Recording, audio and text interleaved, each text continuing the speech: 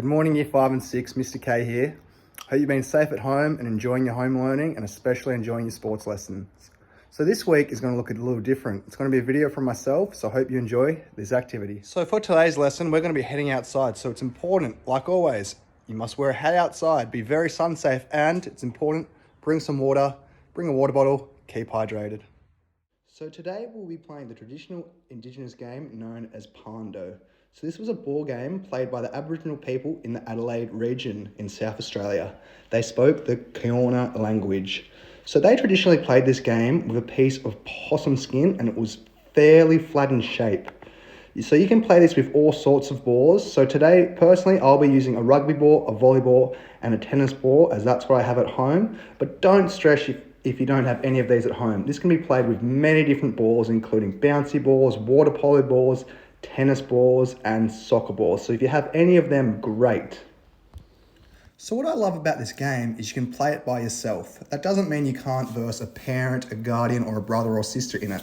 So the short description of the game is, it's basically a game where you kick the ball as high into the air as you can and then you attempt to catch it. So if you're versing a parent, guardian, brother, sister, you can bring some scoring into it. You can create your own sized areas, kick the ball in the air, and they have to catch it. If they drop it, point to you.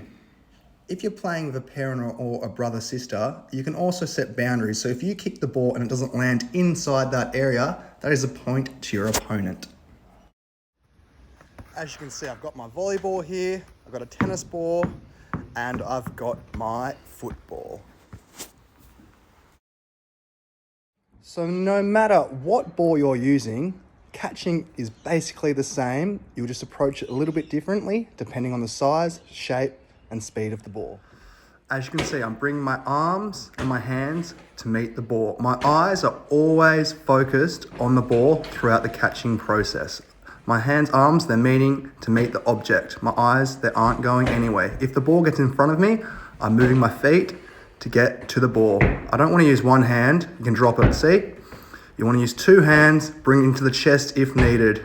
Same with the tennis ball, same thing. Eyes, focus on the ball, two hands. You don't want to use one hand. If you drop it, doesn't matter, just keep going. Lastly, you want to catch in your hands and control the object as you catch it with your hands for a well-timed closure. And see how my elbows are bent to absorb some of the force of the ball. Moving on to the important ball drop. I'm right-footed, so I want to drop the ball slightly to the right of my belly button. I don't want to do it across my body to the left side if I'm right-footed. Note how I'm still holding the ball in two hands and I'm gently dropping it. I'm not chucking the ball in the air and wildly guessing where it is. No matter the ball, it's the same principles. If I'm right-footed, I want to drop it slightly to the right of my belly button. If I'm left-footed, slightly to the left side of my belly button.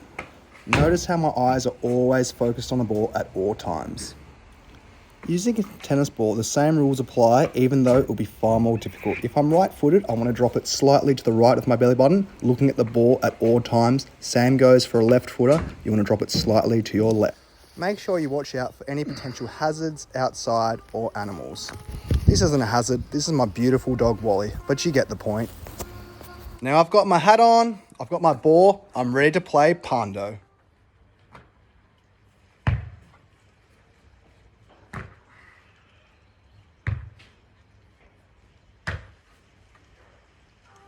I hope you can all appreciate my neighbour's music lesson going on in the background.